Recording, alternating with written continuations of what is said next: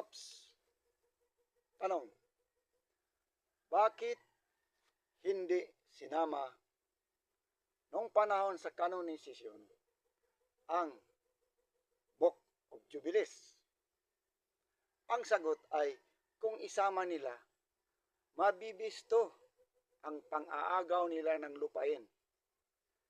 Kasi sa Book of Jubilees, chapters 8, nandoon ang mga boundaries kung paano hinati ni Noah ang mundo sa kanyang tatlong mga anak.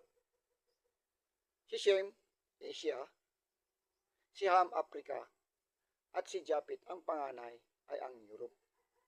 Ngayon, ang mga Europeans, na translators ng Bible, klaruhin natin, ang Europeans ang translators ng Bible, kung isali nila ang Book of Jubilees, mabisto na mali ang sinulat nila sa Genesis 9:27. Diba? Ang linaw-linaw yan. Makinig lang sana kayo. Hindi kayo maliligaw. Hindi kayo malilinlang. Kasi ang utos ay, be wiser than the serpent.